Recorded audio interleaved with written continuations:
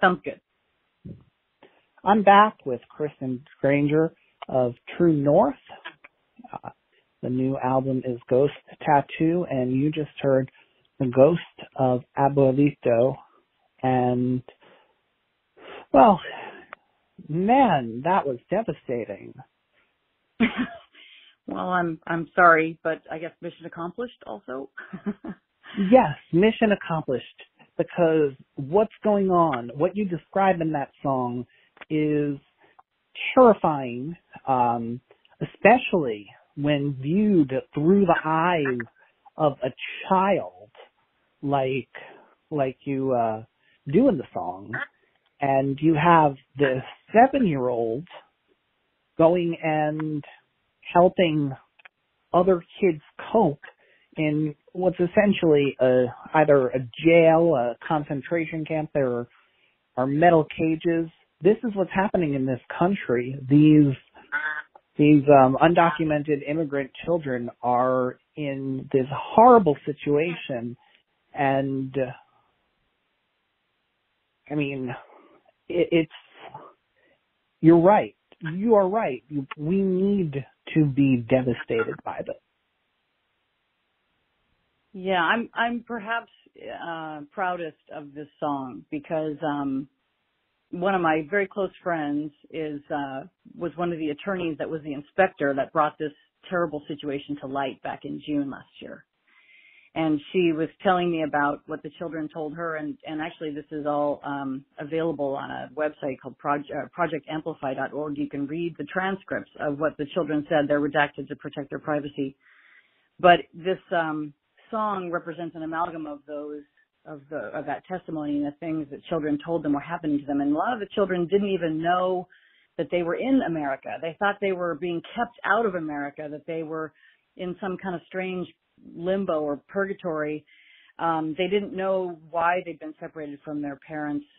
Many of them got sick. Some of them died. It was really a difficult situation for them to cope with. And in those situations, all people, but especially children, develop these coping mechanisms and the stories they would tell themselves so they could face what they were enduring. And so it came out of both my friend Warren Binford, who was one of the attorneys who worked on this matter. Also, Neil Young charged all songwriters with paying attention to what was going on at the border of U.S. and Mexico with those children being separated from their parents and detained in these detention centers, and said that we needed to write songs to humanize the kind of inhumanity that's been happening there and to help, regular people connect with it without just being too horrified to be able to take action, to be able to motivate them to try to take action to change it and stop it.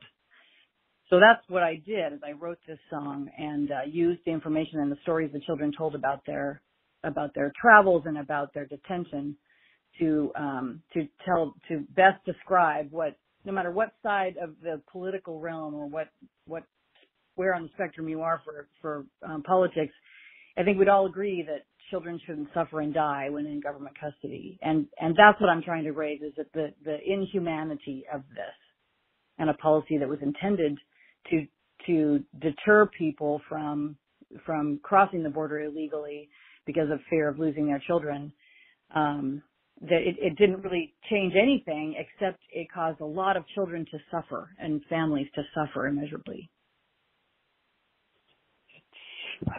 I mean, it's disgusting. There are a lot of things going on right now that you would expect politics to not be able to infiltrate. It's hard for me to imagine that we live in a country where politics are able to convince people to support putting children alone in these detention centers, to be able to mock wearing masks during the pandemic. It's like there are so many things that just seem like an affront to logic and reality. And you're right, or Neil Young is right, in that the cure to this is empathy and hearing, through through your music, but through essentially the voices of these children giving testimony, that is one way of really forcing people to empathize. And you're singing in a genre where, let's face it, most singers are white and most characters in their songs are white. And, on your album, yes, you are definitely white, but you take the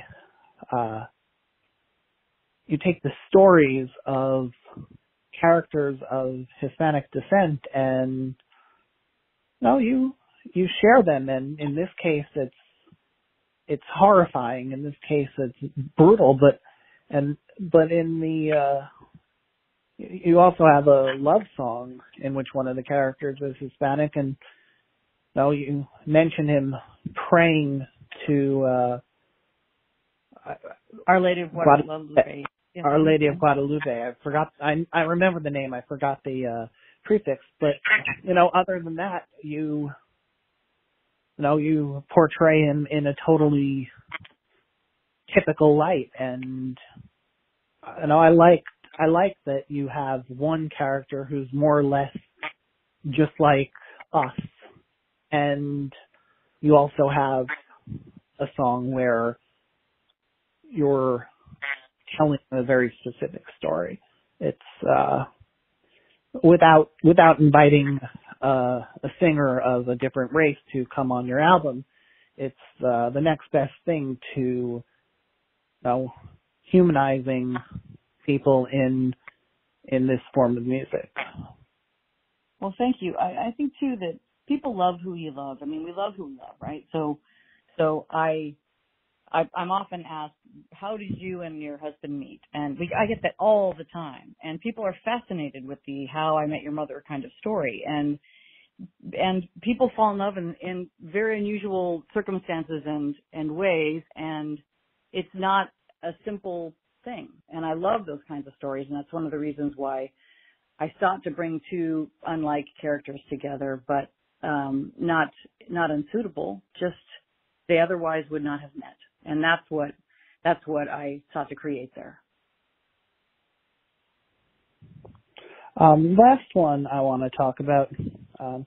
You're actually not singing it, but it's called Fine Young Companion, and it